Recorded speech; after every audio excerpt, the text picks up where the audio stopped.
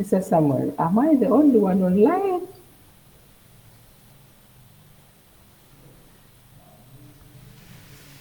Hello? Yes, we can get you, only that we have muted our microphones so that Oh, because because we don't provide echo and noise. oh, I was thinking that I'm talking to myself, because I wanted to feel people responding to my greetings, but it is okay. By names of Nachmira Irene, and I'll be taking you through HIV care in perspective of public health. So, in our brief summary of what we expect to learn in today's lecture, is that we expect to know what is HIV. We expect also to know the epidemiological trend of HIV and its transmission in in perspective to public health. We also expect to know the outcome as well as the global outcome as well. We expect to identify the key components as well as the challenges to individuals who are exposed to HIV and how could one prevent HIV and as well as treating of HIV. What programs could one be recommended to if it is HIV positive? We shall also try to evaluate the evidence and as well as the evidence-based practice for HIV service delivery models. And lastly, we shall look at the applied principles of human rights, ethics, and social justice to HIV care and advocacy. So when we go to the next slide, it is now we are looking at in the brief or into the definition of what HIV and as well as what AIDS it is. Well, HIV stands for human immune deficiency virus. That is a virus that attacks the immune system and it makes fighting infection and diseases more harder. When the virus enters into our system, it compromises our immune system, which can no longer be in position to help us to fight against other infectious diseases.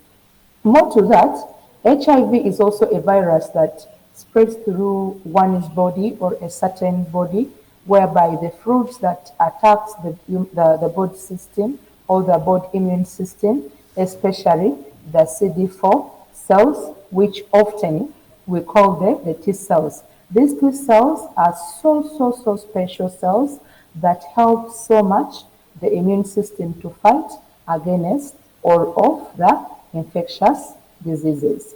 And more to that, AIDS stands for Acquired Immune Deficiency Syndrome. Immune deficiency syndrome, that is the most stage of AIDS or the most last stage of HIV infection when the immune system is severely damaged and life-threatening illness occurs to an individual if he or she is exposed to the is exposed to this virus. So more to that, what happens if a person is transmitted to HIV, or what could be the transitional mode of an individual to be exposed to HIV? Well, there are several many ways on how one can get the virus into our body, but one of the most common ways is where HIV can be transmitted through body fluids that contain the virus, such as we can get this virus in blood, we can get them in semens, we can get them in vaginal fluids, we can get them in breast milk and rectal fluids, more especially where we see it is almost to homosexuals who love to go through the behind or through the anus. So more to that, the transmission of HIV still, we can also get it in several many common ways when we have unprotected sex and when we share needles or surgering with someone who has the HIV. So other ways on how we can transmit is when we see a mother who is positive or probably maybe during breastfeeding, she can also transfer the virus to the baby when she's breastfeeding the child, or when a mother is giving birth to a child. So she can also transmit the virus to the unborn child or during the process of delivery. So all this kind of transmission, we are not also forgetting to know that we also have during transfusion of blood, one can also, if a person is infected with the virus, he can also infect the other individual. So even with data medical instruments or equipments, when a doctor is to operate on a patient and he has not put on the protective equipments, probably maybe he can use the same instrument and he cut himself.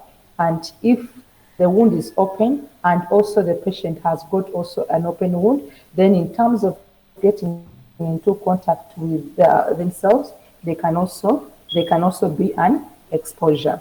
More to that, we shall also look at the how can one prevent this virus. Well, the most common things that we all know how we can prevent the virus is via using of condoms. We know that if we use condom, we have almost a high percentage or a high chance of where one can prevent HIV. And we know that through it, so many individuals believe that with condom, you are 100% sure. But research shows that condoms are 99%, and there is that one significance where if poorly mishandled, one can still get exposed to HIV.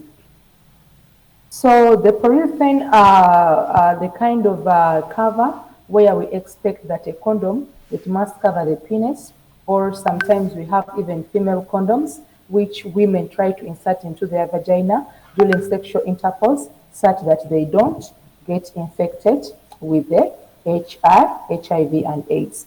However, we believe that they also act as barrier in exchanging the bodily fluids which contains the virus, such as the semen, the vaginal fluid, the blood, and etc. And also condoms help so much in protecting us not to get the STIs and the unwanted pregnancy. More to that, we can also use other preventive mechanism, which we call PEP, pre-exposure prophylaxis, which is more especially commonly used or given to an individual who is exposed to HIV and AIDS. These pills, if one gets into exposure, it is supposed to be taken on a daily basis, and it contains two antiviral drugs that helps one to prevent the virus in multiplying into our body system. So what we usually recommend is that people who do not have HIV, but they are at risk of getting it during sex or during a sexual intercourse or during injection drugs, are the ones who are supposed to be recommended to use the PEP. Furthermore, we also believe that during the utilization of PEP, one can reduce the risk of getting HIV. However, we cannot rule out the fact that you can maybe prevent the virus, but you cannot prevent the pregnancy to occur. So that's why we have to seriously take serious repercussions that in case much as you're taking PEP, you have to know you could be having a chance of preventing the virus, but you may not prevent the pregnancy to occur. And as well as you may not also prevent the sexual or transmitted diseases or the STIs. So furthermore, we also use what we call the post-exposure prophylaxis, which is more into short that we use the antiviral drugs that can stop the HIV from taking hold into our body. Once one is exposed, people do not have HIV, but they may have been exposed to it through sex, or maybe they were exposed through injection of drug use, or maybe because of where they are working from, people may get injuries, maybe they can get a cut using instruments, or others could be raped through sexual assault. and several many other situations which can make one to get exposed to AIDS, to HIV.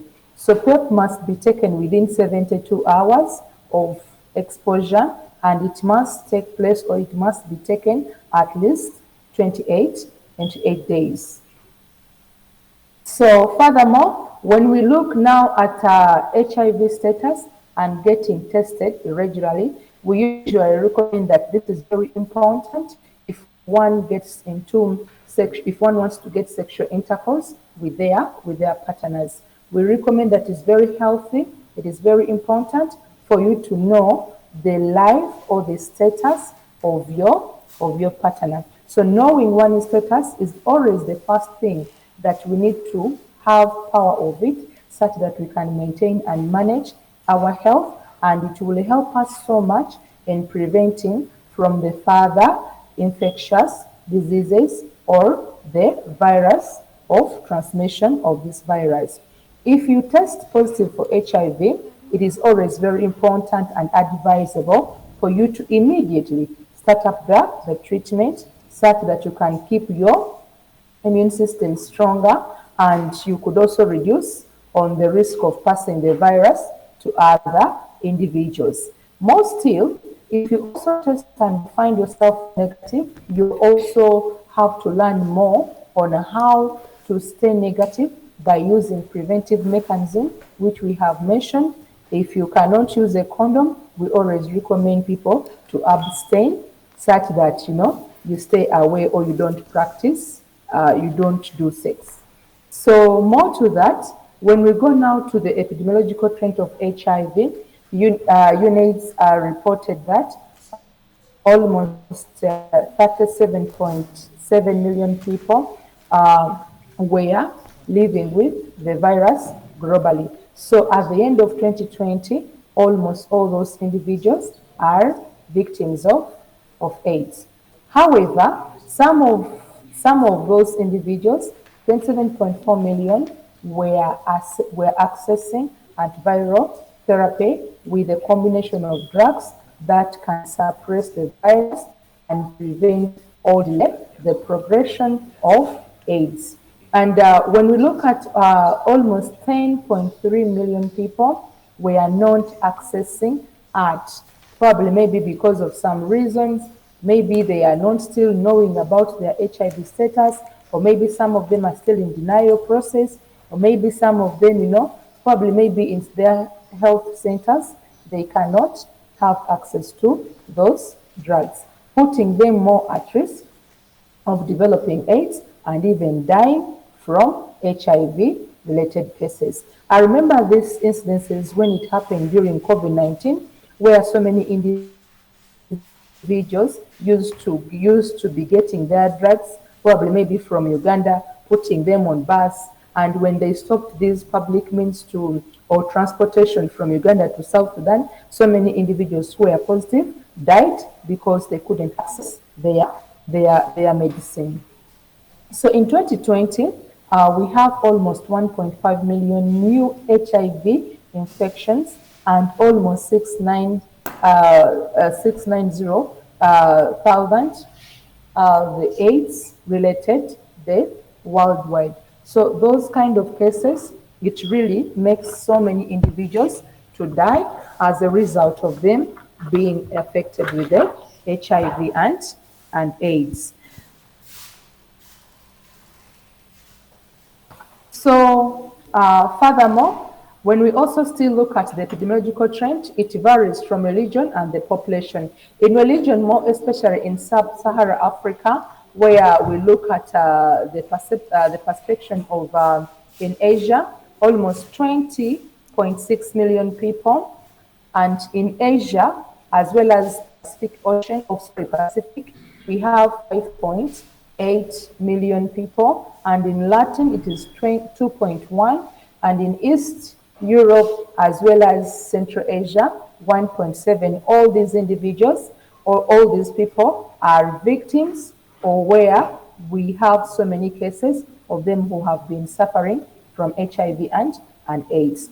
In the Middle East and North Africa, we have almost 2 240,000, and Caribbean is 330,000 of individuals who are the victims of HIV and AIDS. In South Sudan, when we look at the prevalence of HIV, it is 2.5%, meaning that out of 100%, we can have 3 individuals who are HIV and positive. And all to that, who are these risk individuals or risk population who are at risk to develop HIV and AIDS? One of them are the more people who are the sexual sex workers. We have people with disabilities. We have the transgender individuals, people who are in prisons, and not forgetting people who are homosexuals, which stands for the bisexuals, the MSM.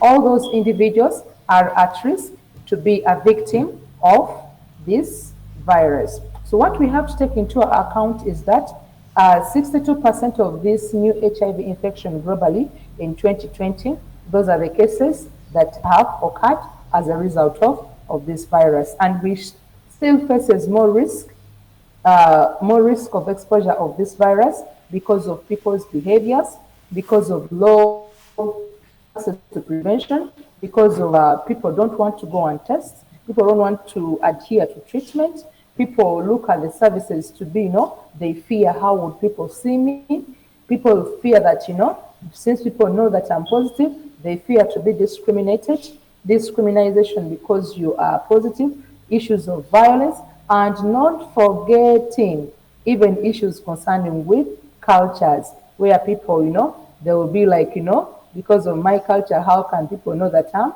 positive? So all in all those issues makes one to be at risk to be HIV, to be exposed to HIV and virus. So the impact of this is that when a person is having the HIV or is having the virus, it makes them to be increased to have quite many cases to have issues access to healthcare costs. Of course, when you look at the cost, it is usually more expensive. They could go to the health center, and these medications are quite expensive for some group of individuals who are falling in the victim of low income status. More to that, it will also look at the impact of reduced income.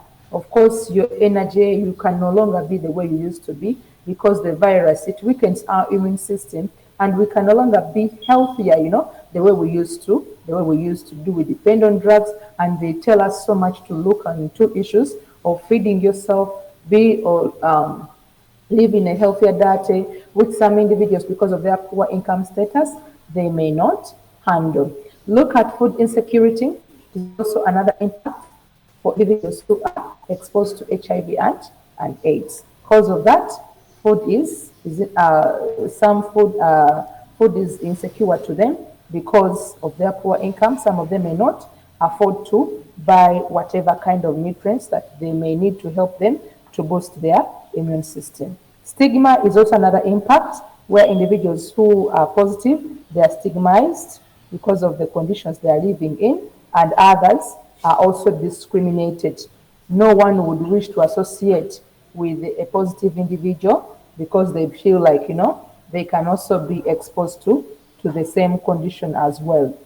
Another impact of HIV/AIDS is that it is also being looked as the human right violation, okay? Because if you're discriminated, where you're living, people whom you're living with, that's almost you're looking at violating somebody's rights.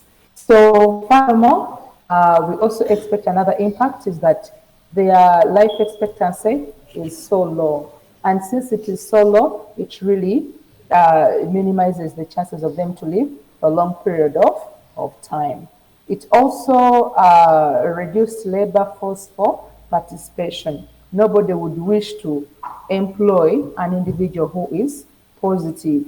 And if they know that you're positive, they feel like you can no longer have that strength and energy to be, to be working with the free or negative individuals.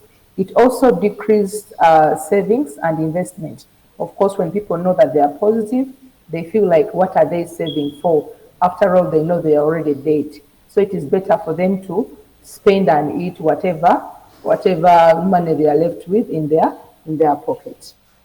Lastly, it also increased poverty, whereby if a person is positive, of course their immune system is poor, they can no longer be active, have this positive vibe to go and do the things that they used to do. They are no longer, majority of them don't have focused vision to motivate them to continuously stay in the line of which they used to be when they are negative. So furthermore, we shall also look at HIV care components. In these components, we shall have to look at stages that if a person with HIV go through from a time when they are diagnosed or from a time of diagnosis to achieve and maintaining viral suppression. So in this, we are looking at a very low or undetectable amount of HIV in your blood. So through this, the through care and the treatment with HIV medicine, we call it the antiviral therapy, which is abbreviated as ART. So more to that, the critical component of HIV care is that we always recommend individuals to go for testing.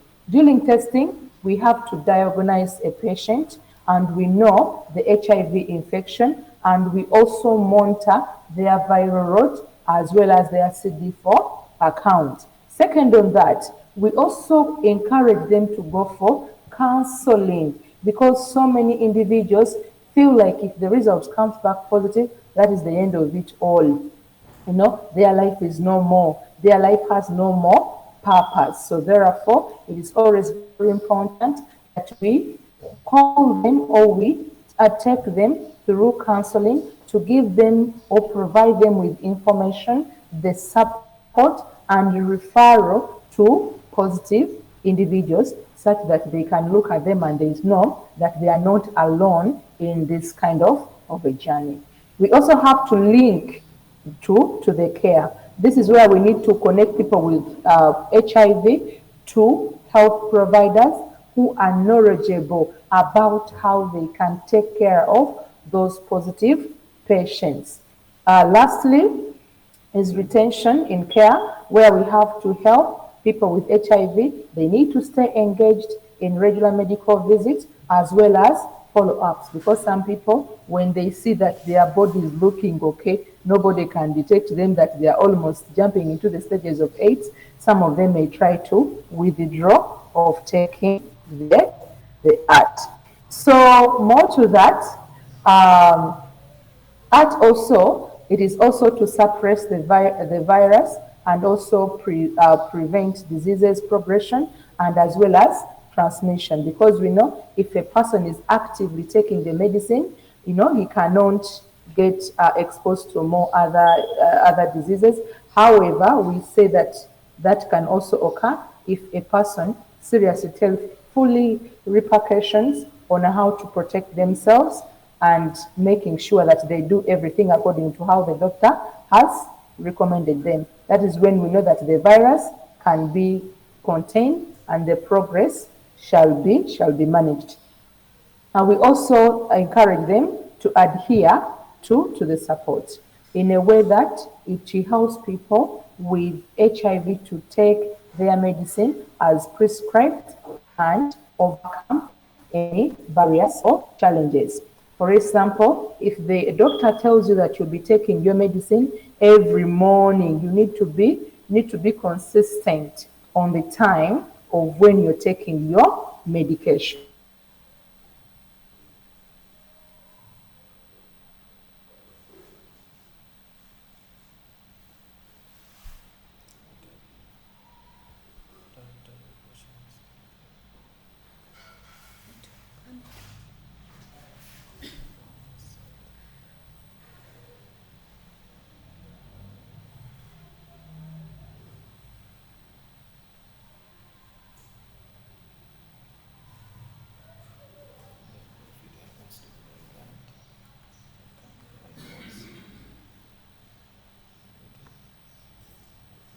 with HIV? Well, what I was communicating earlier on is that we always need to reduce the risk of illness, the complication, because it could result to make us to die with other related conditions. Because I know if one finds out that they are positive, they are reckless, they don't care, they don't give out anything because they know the worst has come to the worst, so there is nothing they do fear. So therefore, they would like to take any risk because they know already they have got the virus. Then secondly, we need also to strengthening our immune system and also preventing, giving in a lot of optimistic infections to attack us. Such at the end of the day, if we allow so many infectious diseases to come to us, it will weaken our immune system. That's why we recommend that people who are positive, they have to stay healthy, doing eating healthy, doing physical exercises, and etc. We must also prevent as well as delay the development of the drug resistance. That's why we recommend that we need to adhere to take the medicine on a daily basis. Okay? We also must also check and maintain the viral suppression or undetectable viral load, which means that all people who are positive, they have to live long and healthy life as well as in a way that it will not make or they will not transmit the virus to their negative partners through the using of you equals to you. Well, this approach, it is usually where we look at you equals to you. It is where we are looking at the undetectable is equaling to untransmittable. Where we are looking at those who have been positive, we want them not to transmit the virus to the negative individuals. So most people here, they cannot pass the HIV through sex when they have undetectable levels of HIV. So this prevention method is estimated to be 100% effective as long as the person living with the virus takes the medication as prescribed and gets and as well as stay undetectable. So furthermore, the barriers to HIV, or most especially to people with AIDS, and from accessing the healthcare, of course, there are a lot of barriers which makes them not to access healthcare. One is lack of awareness, knowledge, skills about HIV and virus. For example, in Uganda, there was a study which was conducted where people believed in a certain rural area, a group of category of men believe that if one is positive and sleeps with a virgin girl or a virgin lady, whatsoever it is, then automatically he will be cured, with the virus. So there are so many cases in that area whereby, almost we hear young girls are being raped by these elderly positive individuals. So they lacked awareness and they didn't have knowledge enough that it is a myth whereby they cannot virgins cannot cure them from the virus. Two is stigma, discrimination, fear of disclosure amongst people living with HIV. People fear that if I disclose to people that I'm positive, maybe the way they are going to look at me, the way they are going to isolate me, the way they are going to discriminate me. So there is a lot of fears. That's why people don't want to expose their HIV status. Then the cost, availability, or access to HIV testing, treatment, and as well as the service. Well, with accessibility in South Sudan, I'm so much more happy and pleased. Last time I was called to participate on this new testing kit, whereby we using the saliva testing kits. That today, because of the new discoveries, it has made it more comfortable, more possible that we don't need to go and we use the hand where we used to pierce our nails or our fingers. Today you can test using the salivas because they believe there are some agents which can be detected, and it can help us to know whether there are some there are some viruses that can be detected through, sorry, enzymes, which can be detected through your saliva, and you can know whether you're positive or not. But so many people may not have that accessibility. People fear that if I go to a health center, and if, for example, how can I start opening up? How can I go for a service that and how, sometimes people fear that it is also quite expensive, which they fear that they may not afford it. Furthermore, its side effects, how toxic it is, and the drug being the drug reactions. So a lot of people fear how it may react into their body. So that's why those are some of the barriers. The morbidities and the co-infections and other health-related issues are also one of the complex of HIV that people fear that they may get a lot of all those issues. Mental illnesses or mental health, substance use, psychosocial problems. People also fear that if they adhere, of course, others say they will always run mad, or they will become mad, or they will feel like they need to go into retention of care. So more to that, we shall also look at the role of the facilitators in the HIV care.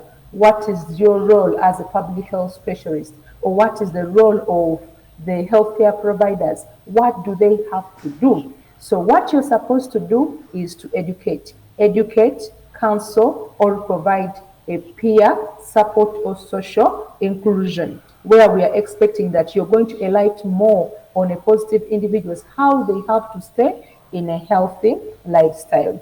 Also, respect and look at the aspect of confidentiality, and look at the patient-centered care, where a provider, you must respect your client's opinion. Of course, so many people know that if they test positive, some may not even want to be enrolled. So you, as a provider or as a public health specialist, you may feel like that is the only option or the suitable possible solution, which we know is workable for a positive person. But a person, some people may have thoughts of probably maybe for me, if I pray through spiritual therapy or through spiritual intervention, God can heal me and I'll be free from the virus. So we need to respect their opinions, their choices, and we must keep this aspect of confidentiality, because we have had several many cases where healthcare providers have disclosed the client's information, and then there ends up to telling them to lose their license and so many issues because they couldn't keep secrets for the clients. Then financial assistance is also your role, whereby we need some, like for example, in countries where there is insurance coverages. I know even here in South Sudan we have some insurance coverages from NGOs, and whereby they have to look at all some subsidies for HIV testing provided, if at all somebody is working for where all these subsidies is being provided. So more to that, look at the simplified, standardized, or individualized at regions, whereby it is all also more easy to take and be more effective to be recommended to individuals. Simplify it, and as well as it has to be standardized. You as a healthcare providers, integrate, coordinate with other individuals. Look at calling all other disciplinary cares, such that you help to address and you make the needs of a patient to be harmonized in a holistic way, so that at the end of the day, you look at how you can help a patient who is positive with the virus. Remind them, or remind us, and as well as the incentives or interventions that helps to promote or adhere or retention in care are also very important. So your role as a healthcare provider, you need to send them the reminders. If it needs you to go and follow up where they stay, giving them a message, calling them, all those are very important because they will always bring them back to the care such that they keep adhering to the medicine. Furthermore, we shall also look at the mother transmission of HIV. And as well as this, in this kind of mother transmission and EMTCT, we shall first look at one, where mother transmission of prevention of mother transmission of HIV, it is a set of intervention where we aim and we reduce a lot of chances or risk that we don't want a mother who is positive to transmit to her unborn baby, or during pregnancy, or during labor, or during breastfeeding. We don't want the mother to transmit the virus to the child. Then in EMT setting, it stands for elimination of mother to a child transmission of HIV, including syphilis. I know so very many cases today whereby during a mother giving birth or during labor, you can hear that a mother has given birth to a child, but due to the wrong process, the child has, a mother transmitted, the infection to the child. So here we want to be very more keen, and we recommend and we say that when you look at a global initiation aiming to achieve this procedure, we try to validate and eliminate all vertical transmission of both infection as public health problem. If a mother, probably let's say in 2 weeks' time, she's about to give birth, but she has had about some infection or she has got an infection, we always recommend her to treat it such that she does not transmit the infection to the baby. Furthermore, we also look at the risk factors for MTCT of HIV and syphilis. What are these risk factors? Usually, it always let us look at the low maternal CD4 account. If a mother who is positive and as well as she has got syphilis, we know that first of all her immune system is not okay or it is low, and during this, at the end of it all, she also be at a high risk of transmitting or even at getting more other infectious diseases because of her low immune system, and her CD4 count are also low as well. So there is a high chances or there are high risk for her to transmit to the baby. More to that, let us also look at the higher viral load, whereby in most cases we also recommend that if the viral load is also very high, we also recommend mothers that they need to really take into seriously repercussion on what exactly they are supposed to do. So if at all also a mother does not treat these infectious diseases or inadequately treat the maternal infections, probably we know if you don't treat, of course, some of them may, if you prolong them for so long, then it may become chronic, which may also be a very seriously big condition, or which may bring in more other consequences. So the prolonged infectious or the prolonged this kind of conditions recaptured can also make the membranes also to be affected. So what we affect that mothers who are positive and they are also at risk, if these kind of issues prolong, they are at a seriously high risk of the recapture of the membranes. The prelim delivery is also another condition where we say that we need also to take so much on that, such that we recommend mothers they have to take note of that during delivery. So in invasive procedures, it is also very a procedure where we expect that mothers also they have to be very keen that if at all a procedure is to be taken, they have to know how invasive for it has to make them to get or to be more at risk. So mixed feeding is also recommended for mothers.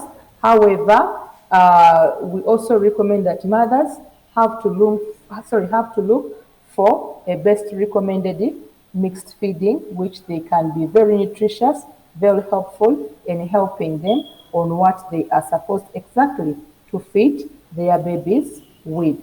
So more to that, all these programs are aimed to reduce the index as well as the mortality rate of HIV and syphilis among pregnant women, because we know women who are pregnant, they are so more, exposed to infectious diseases.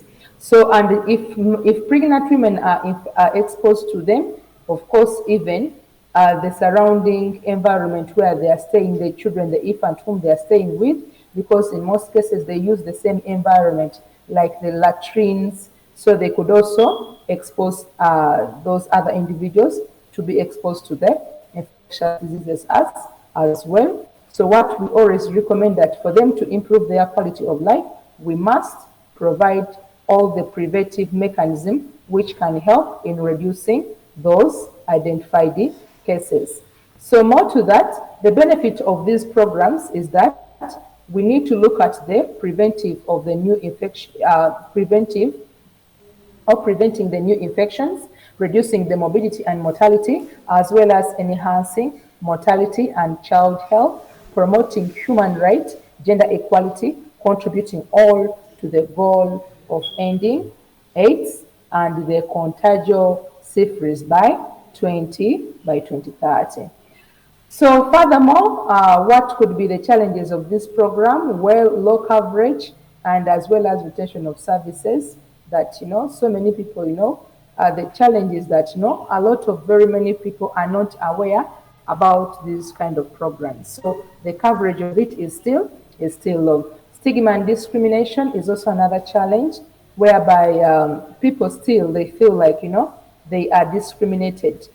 Recently, there was a case in Uganda where two families staying in the very same compound, both the minors, one of the minor raped another minor, and eventually the boy was expected to have transmitted the virus to the other minor. So how the case was handled is that immediately after the mother realized that her child was being raped, of course, the first thing you do in Uganda, you go to the police. After police, then you need to have a letter to support the condition and which you're saying. And all in all, aid was given to the minor who was raped, and luckily enough, she survived. But the mother, in the long run, said, "I can no longer be in this kind of environment because my child is exposed to the environment whereby she will be discriminated because she will be looked at that a positive boy raped her or raped her child, so they would not respect them." So what they had to do, they had to go and shift and go to another area. So more to that, another challenge of this program is that we need men involvement in these programs. That's why I love that during antenatal, we usually do recommend that men, they usually need to go. They need to go and they recommend or participate in antenatal as well as in these programs in a way that we shall always increase more knowledge, and if they are knowledgeable, they will also know what to do.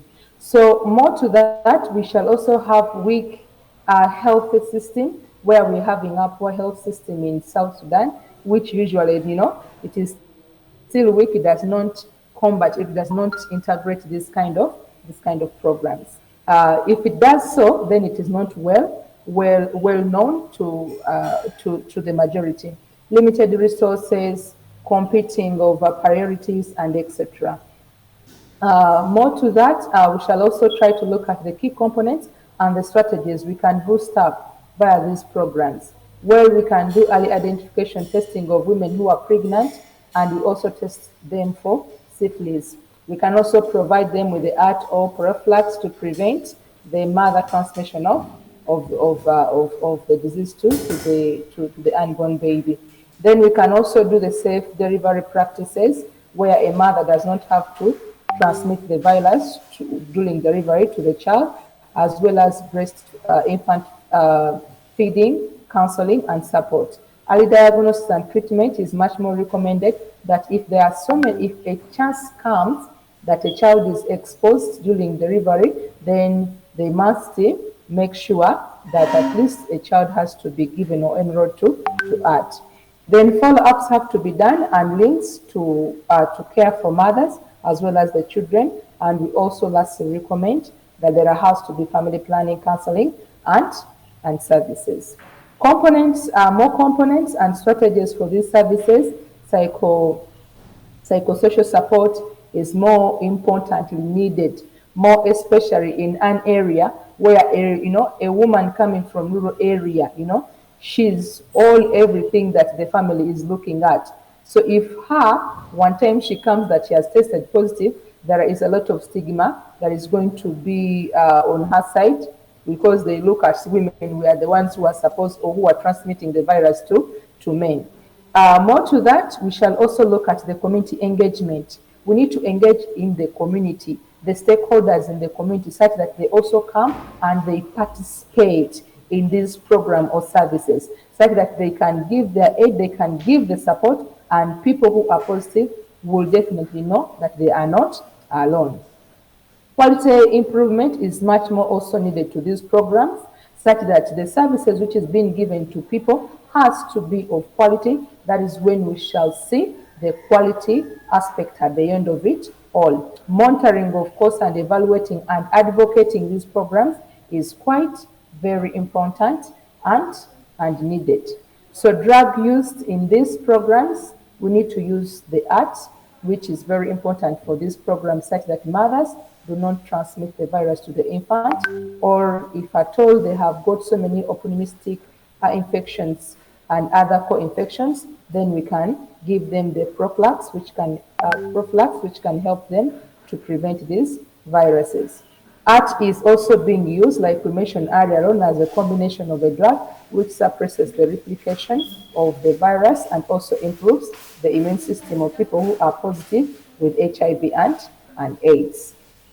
More to that, art initiation, like we said, it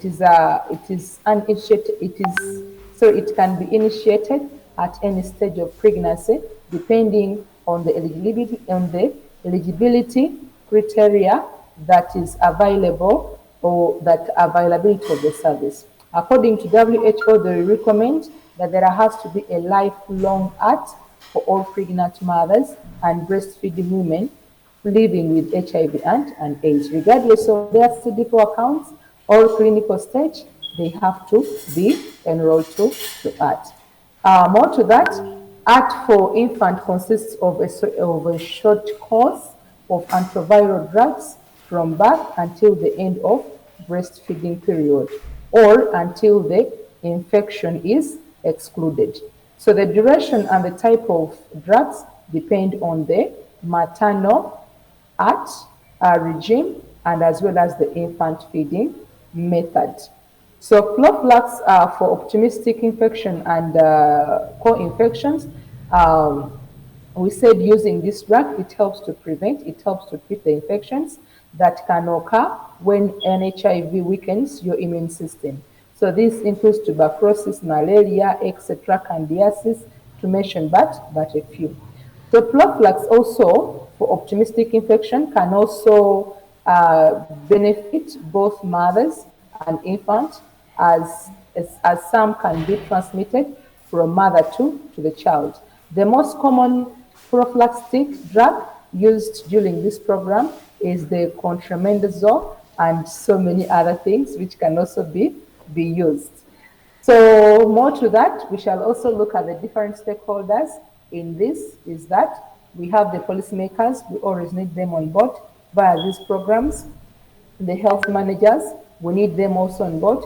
Health workers or health cadres, we need them. Civil society organization, development, and other related stakeholders, we need them on board as well. The researchers, media, women, all to mention but a few, we all need them to actively get engaged in this program. So more to that, we shall look at the HIV care principle. What does the principle say? The principle is very simple, that we need to guide And in guiding, we look at the values and the standards that inform the delivery of HIV care and service to people living with the virus. So we believe that they are based on the best available scientific evidence, whereby we need to look at the human rights, the ethical principle that needs and preference of people living with the HIV and in the community where they are living in. So the aim of it is to ensure that HIV care and services are effective, efficient, equitable, accessible, acceptable, and sustainable. Okay, why is this principle so important? It is important in a way that when we are providing it, we must we must provide it with a high quality, comprehensive, and integrate the HIV care and services that can address the physical, mental, social well-being of all the needs of individuals who are living with the virus across all the continuum of the care. So two, we must also promote the patient-centered and participatory approach that empowers those people who are positive to make sure that they have to be informed, and once they are informed with their health and their well-being, the decisions and they engage in self-care and self-management. More to that, we need also to strengthen the coordination and collaboration among stakeholders involved in HIV care and service delivery. So, such as health workers, community workers, and other related stakeholders, we need to coordinate with them such that they all help to make sure that this principle is actively followed. More to that, we need also to monitor, evaluate the outcome and the impact of HIV care as well as the services. We identify where the gaps are and we address the challenges so that we eliminate everything which is a challenge to positive people. We must also foster continuous learning and improvement of HIV care and services based on data, feedback, and innovation. More to that, examples of this principle is that evidence-based, where NHIV and service should be informed by the latest scientific knowledge and the best practice, and as well as adopt the local context and as well as the resources. All in all, evidence has to be provided, facts have to be known, such that we know what is going to be reliable, what is going to be suitable in terms of knowledge and how the practices, we must also adopt it in line to the context, local context of the situation and as well as the resources. So the patient care, or the patient-centered, here HIV, it's the HIV care and the service should respect one's dignity, should respect the autonomy, should respect their rights, should respect their preference. Like I mentioned earlier on, some people may prefer not to use the drugs. Others may prefer to use local medicine. So whatever the client has preferred, then you respect their decisions or their choices and involve them as well in planning, implementation, evaluation, and improvement of their care. Then lastly, look at the comprehensive, where here you're looking at the HIV care and services should address holistic needs of people with HIV across the prevention, testing, diagnosis, treatment, maintenance, and support spectrum. So more to that, we also need to look at the aspect of integration or integrated, where we should link with other related health workers as well as other social services that can be very useful to these individuals, which may also help them and benefit them from tuberculosis, other sexual related diseases, reproductive health, mental health, and etc. etc.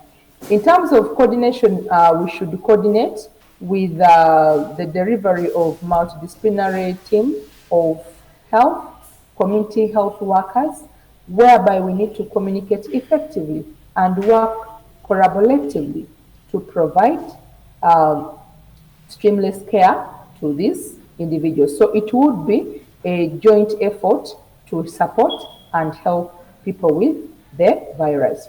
So in the last principle, we shall look at equitability. In equitability or equitable, the service should be accessible. That every kind of an individual who is positive, regardless of the color, regardless of the religion, regardless of here from this different tribe, all those regardless of it, it has services has to be accessible to all of them and affordable at the same time. In such a way, it will be very much more good for all of individuals to afford the service.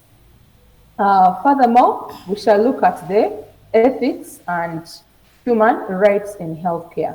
Here, the healthcare services should be delivered or should be guided by ethical and human rights principles that respect the dignity, autonomy, and as well as diversity of the people living with HIV. I know there is so many trend today which is rotating, all over in the communities where we are living in, where people, if they test that they are positive, then they want to expose or transmit the viruses to other people, claiming that they are not objects. They also got it. They also human beings.